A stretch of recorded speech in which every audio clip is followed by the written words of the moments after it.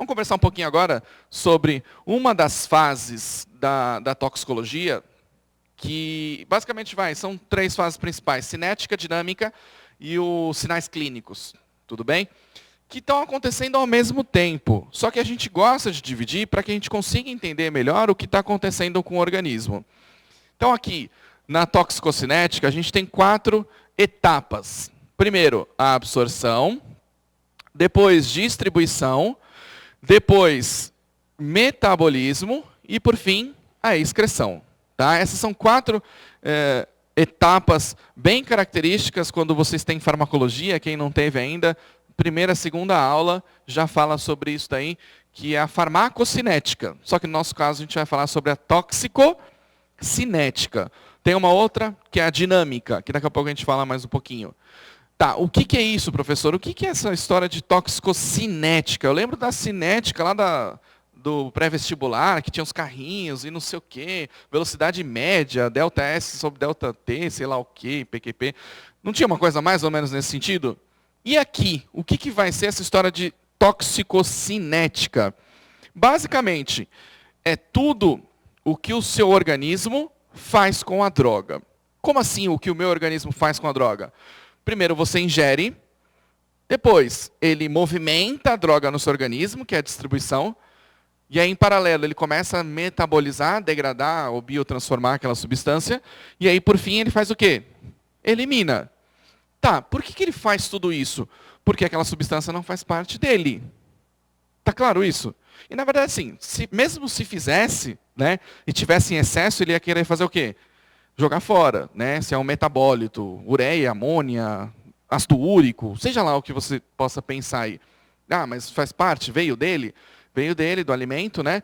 Mas isso está em excesso, o que ele tem que fazer? Eliminar. Isso aqui, ó, a gente chama de xenobiótico, tá? É uma coisa que é estranha ao meu organismo, tudo bem? Se é estranho ao meu organismo, eu tenho que fazer o quê? Tentar jogar isso fora. Para jogar fora, o principal local que metaboliza é o fígado. Tá? Então, já adiantando aí, colocando na cabeça de vocês, o fígado é muito importante. Então, por exemplo, quem tem hepatite, cirrose ou alguma outra patologia hepática, biliar hepática, etc., uma obstrução, seja lá o que for, ele vai ter mais dificuldade de metabolizar as substâncias tóxicas que também vão se acumular no organismo. Então, a droga vai ser mais tóxica para ele, o agente tóxico vai ter um potencial maior para ele. Tudo bem? Então, essas são as 4 etapas aí da chamada farmacocinética. E existem várias vias de administração que a gente fala. No caso das drogas em si, uma via comum é a intravenosa, tudo bem? Outra via que também é muito comum é a oral ou a inalatória. Mas existem outras vias também. Tá? Ontem passou, por exemplo, no Fantástico, não é sobre, obviamente, droga de abuso, mas passou sobre testosterona, estrógeno, reposição hormonal e etc. E aí mostrou eles passando gel. Não sei se vocês chegaram a assistir. Nesse caso especificamente, é o uso que vai ser aplicado topicamente, mas vai ser absorvido, cair na corrente sanguínea e vai ser distribuído por todo o organismo. Então, a gente não fala, na verdade, que é um uso tópico, né? Mas é aplicado diretamente na pele. Agora, as drogas de abuso, de maneira geral, não são feitas dessa maneira. Ou elas são cheiradas, digamos assim, inaladas, ou elas são ingeridas oralmente ou sublingual, no caso do LSD e outras drogas novas aí, ou elas são injetadas. Tudo bem? Injetadas onde? Geralmente na veia diretamente, ou seja, intravenosa. Tá? Se ele aplicasse intramuscular, sei lá, professor, também vai acabar absorvendo. Tá? A grande maioria acaba sendo absorvida. Só que ele quer a doideira mais rapidamente. Então ele joga diretamente na veia. Tudo bem? Porque quem usa droga quer ficar doidão. Esse é o objetivo principal. A gente chama de uso recreacional, não terapêutico. Né? Ele não usa para ficar bom, ele usa para ficar ruim. Tá? Esse é o objetivo principal do cara.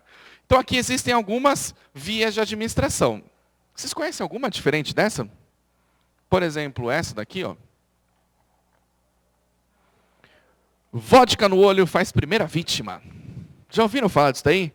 Chama-se Eyeball Vodka. Tá? Escuta o caso. Esse aí foi brasileiro. O cara assistiu no YouTube um vídeo lá de um americano, sei lá. Ele pegava e pingava vodka no olho e falava que ficava muito louco, que via coisas e etc. O cara fez o mesmo. Ele foi lá e pingou vodka no olho. Ele acordou no outro dia cego, resumidamente. Tá? O que ele fez, basicamente? Destruiu a camada inicial ali da córnea, que tem que ser translúcido, né? Tipo, transparente, digamos assim, para a luz passar e incidir lá no fundo do olho, que é na retina, e ativar os fotorreceptores. Se ele tem essa camada morta, esbranquiçada, a luz não passa. O que esse cara vai ter que fazer? Transplante de córnea. Tá? Um olho estava com menos 80% e o outro também, uma parte tinha perdido, agora não sei exatamente. Pergunto para vocês. Não vou perguntar agora, eu pergunto. Mas, deixa eu mudar a pergunta aqui daqui a pouco. Peraí. Esse cara aí, você acha que ele ia ficar doidão pingando vodka no olho? A chance é 0. É uma gota que cabe no olho. Quando você pinga mais de uma gota, já escorre. Quando você usa colírio, você deve perceber isso daí. Então não tem como. O que ele enxerga, na verdade, que são esses vultos, é a córnea queimada. Tá? É isso que acontece quando o cara usa vodka. E imagina qualquer outra coisa que você usar aí, que seja muito ácida, muito básica, ou tenha álcool, que é basicamente o álcool, né, que fez essa lesão, vai causar lesão na córnea, vai queimar a córnea. E o cara estava muito louco já, na verdade, né? E ele dormiu, falou que acordou com o olho vermelho e parecia que tinha areia no olho. Passou água, não saiu, e não estava enxergando, foi lá no oftalmo, sei lá onde ele foi, e aí falou, filhão, você está cego. Tá? Basicamente, você tem que fazer um transplante de córnea.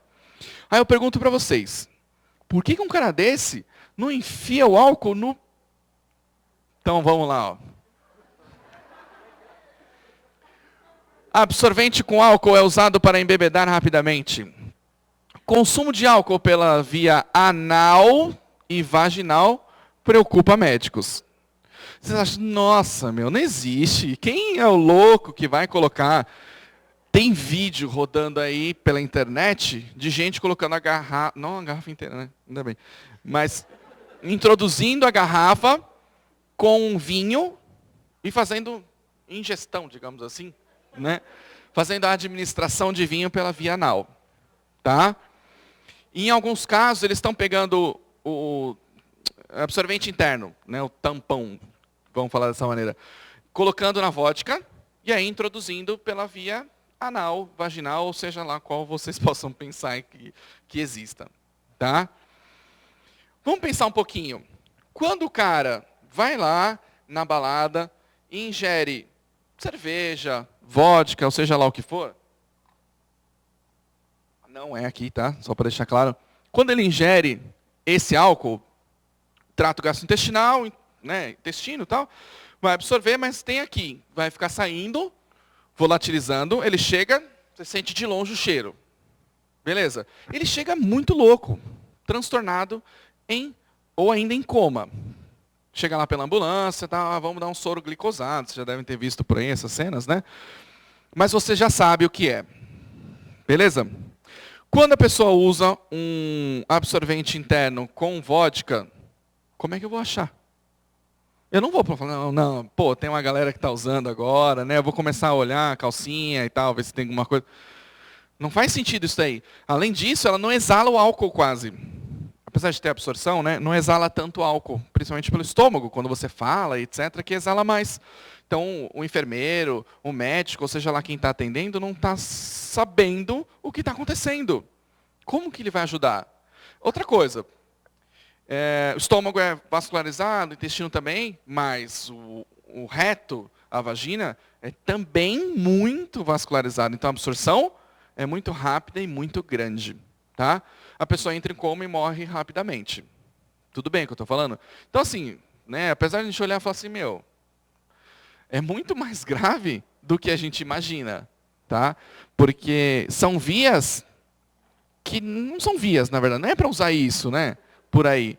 Você usa um comprimido num bebê, ou sei lá, numa pessoa que está dormente, não sei, né? Mas um supositório, no caso, não um álcool aí. Tá? E vaginal também não, obviamente. Né?